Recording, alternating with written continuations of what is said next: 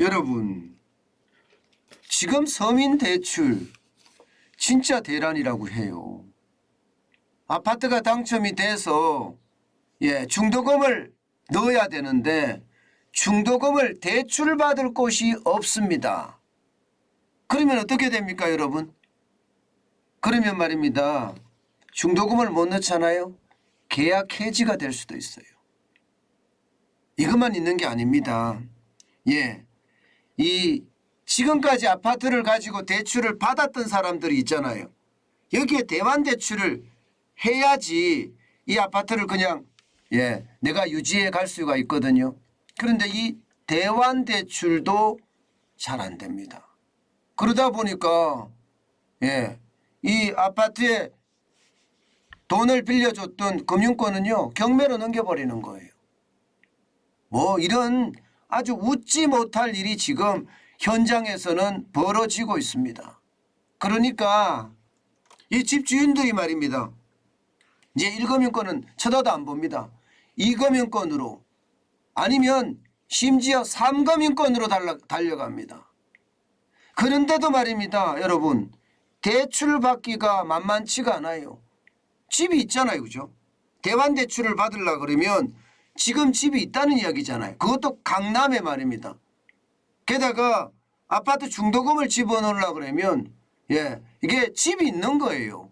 그런데 대출이 안 되는 겁니다. 대출이. 이게 어느 정도 심각한가 하면요.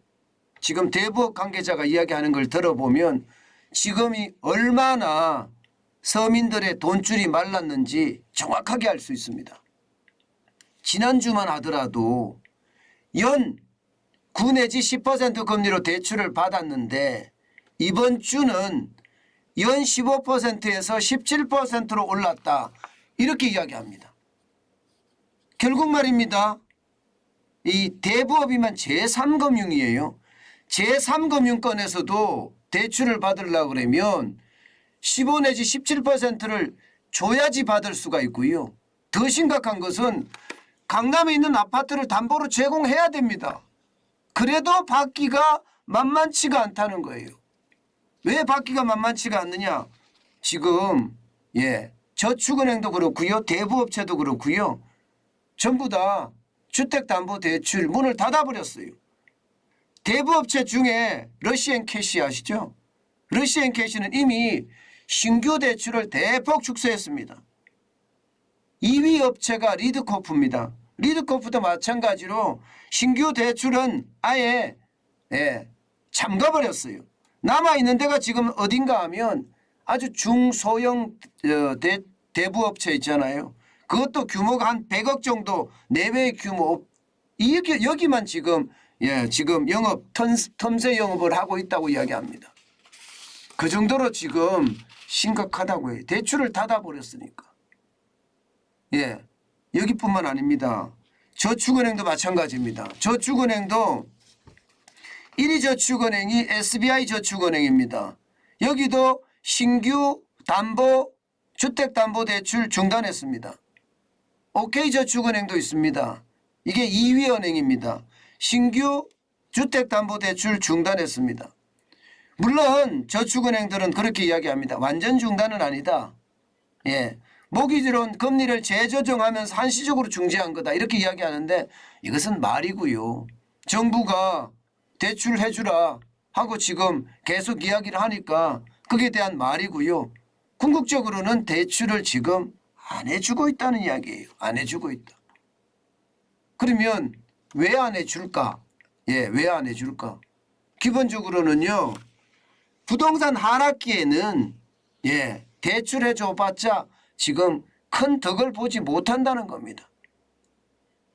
금리를 15에서 17%까지 하는데도 말입니다. 그만큼 상황이 어렵다는 겁니다.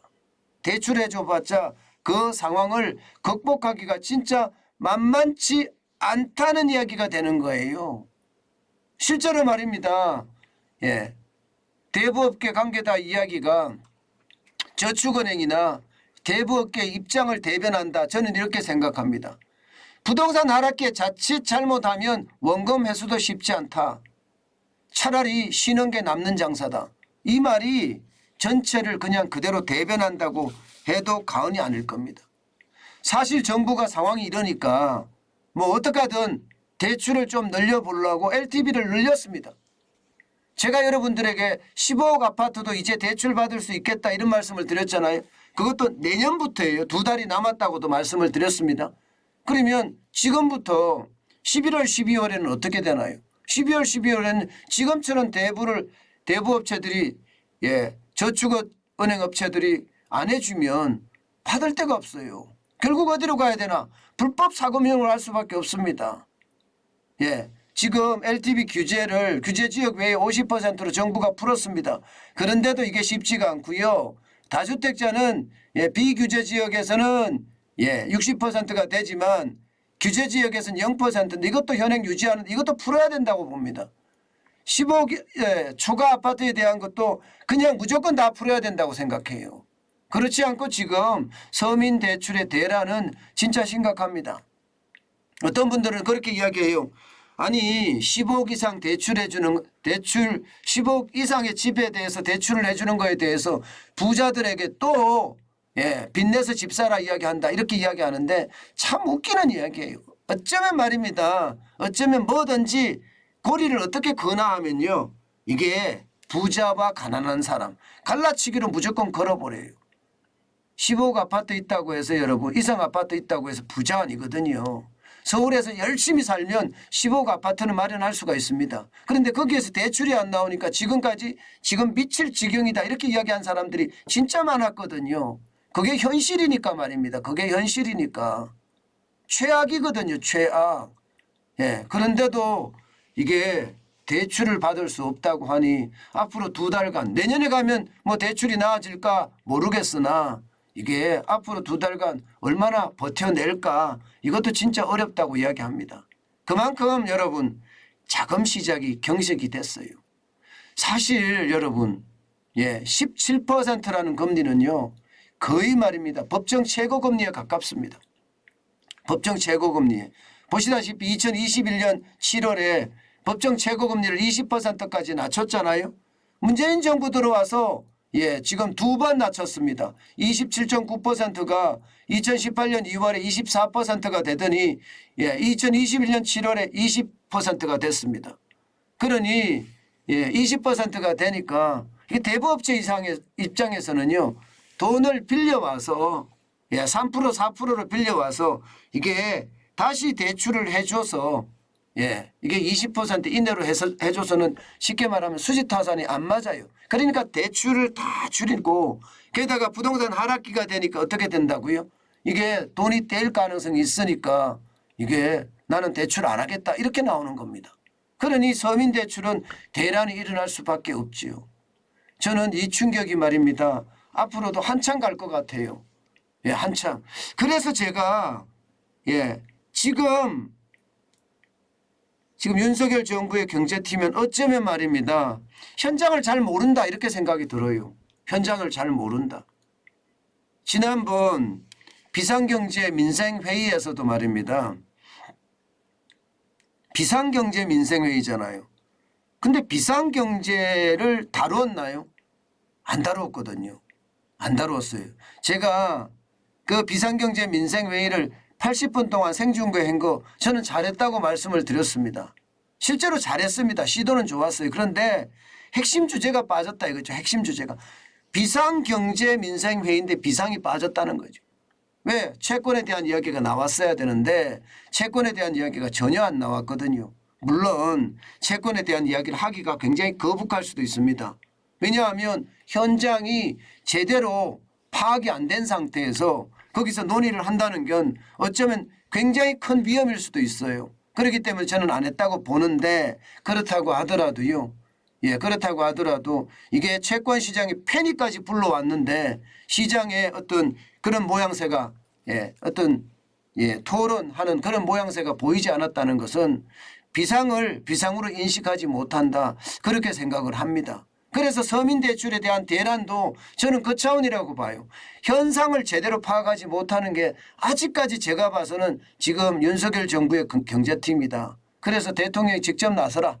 대통령이 직접 나서서 현상부터 먼저 파악하는 게 제일 중요하다. 지금 말입니다. 윤석열 정부가 경제에 대한 현상을 제대로 파악하지 못하고 있다는 게 일반적인 이야기거든요.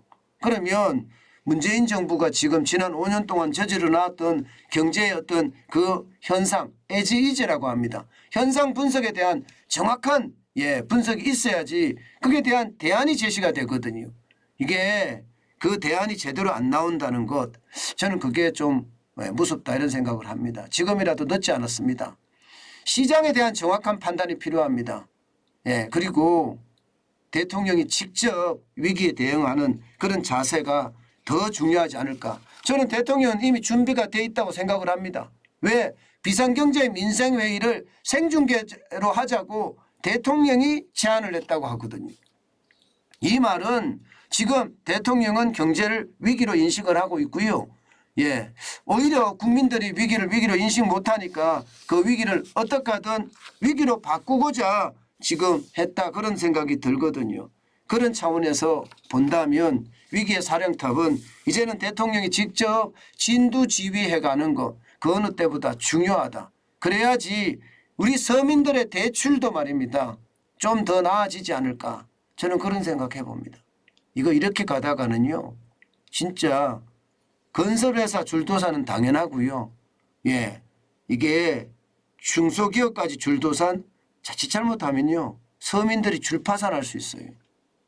저는 이게 굉장한 큰 위협으로 다가오지 않을까 그런 생각을 합니다. 그 때문에 윤석열 정부 특히 윤석열 대통령께서 저는 확실하게 리더십을 잡고 대응하는 거 지금 그 어느 때보다 필요하다. 그 말씀 꼭 드리고 싶습니다.